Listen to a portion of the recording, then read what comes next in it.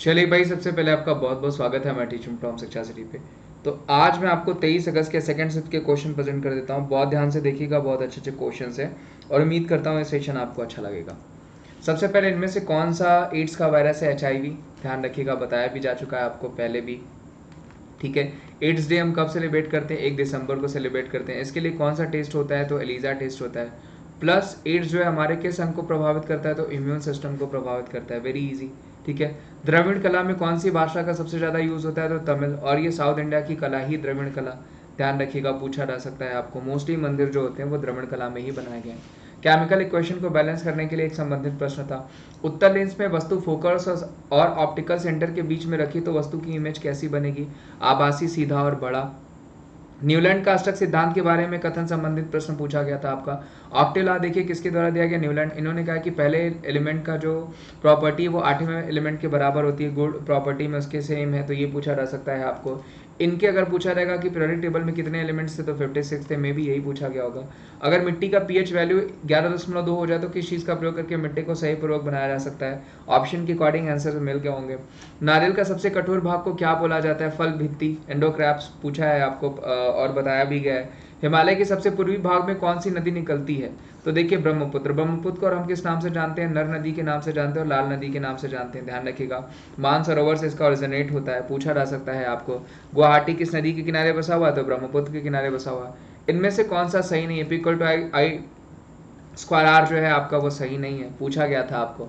छोटी आंत किस जीव की सबसे बड़ी होती है? तो वो गाय की सबसे बड़ी होती है छोटी आंत। ध्यान रखिएगा, फूड जो है सबसे ज़्यादा कहाँ पे रहता है? तो स्मॉल इंटेस्टाइन में। पाचन का काम भी यही होता है। भारत सरकार ने $115 मिलियन का लोन संबंधित प्रश्न कुछ पूछा गया था। बुजुर्गों से संबंधित देखिए योजना पूछा गया होगा तो हरियाणा रहा होगा।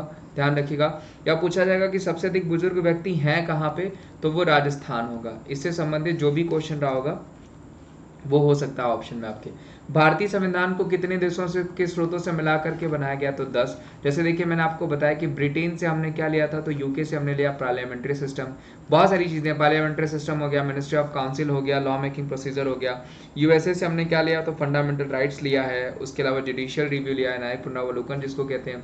फ्री जुडिशरी ली, इम्पीचमेंट लिया है, प्रेसिडेंट वाइस प्रेसिडेंट लिया है। उसके अलावा कनाडा अगर पूछा गया तो वहाँ से पोस्ट ऑफ गवर्नर लिया गया, वो भी मैंने बताया था। रशिया से हमने फंडामेंटल ड्यूटीज ली है। जापान से मैंने बताया था law that we have to follow, यानी विधि द्वारा संविधान को स्थापित करने की प्रक्रिया जापान से ली गई है। जर्मनी से हमने जो है इमरजेंसी ली है, वो भी मैंने आपको बताया था।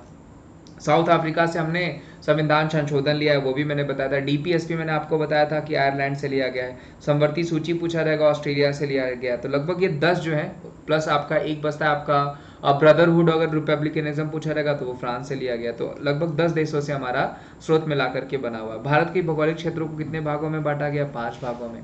नीरज चोपड़ा ने भाला फेंक में स्वर्ण पदक किस ओलंपिक में जीता? टोक्यो ओलंपिक 2022 में। ध्यान रखिएगा, पूछा जा सकता है। 7 अगस्त को जो है कि हम जैवलिन डे के रूप में सेलिब्रेट करेंगे।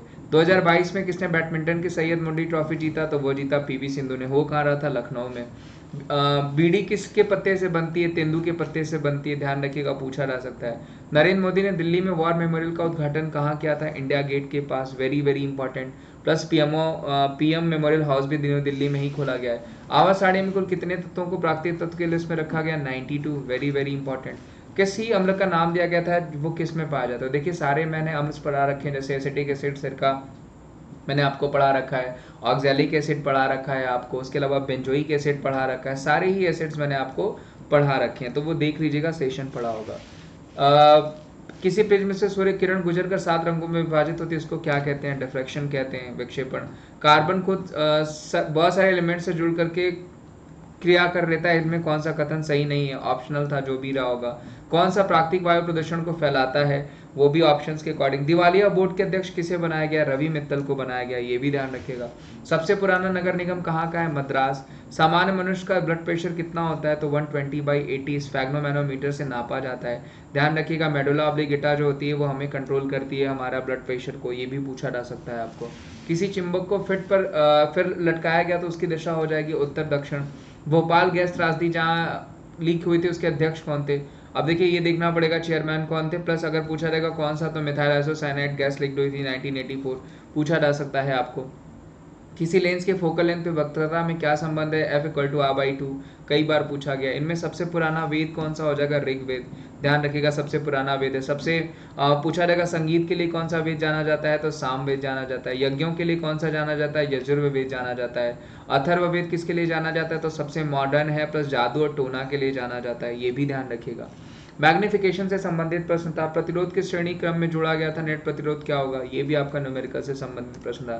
तो ये कुछ प्रश्न थे दोस्तों। उम्मीद करता हूँ क्वेश्चंस आपको जो भी एक्स्ट्रा डिटेल्स बताई जा रही है या रिव्यू दे करके आप कम से कम ये पता लगा सकते हैं कि पेपर का लेवल कैसा आता है। तो पेपर का लेवल जानने के लिए रिव्यू हमेशा देखते रहिए। चलिए, और हम आपको मिलते हैं आपको अगली क्लास में। प्लस आपको अगर अनअकैडमी ज्वाइन करना है तो अभी आपको 30% का ऑफर चल रहा है। आप अनअकैडमी पे जाकर के एप्लीकेशन इंस्टॉल करके wimdays@14 कोड यूज़ करके, इस कोड को यूज़ करके आप 30% का ऑफ पा सकते हैं, यानी फ़ायदा उठा सकते हैं।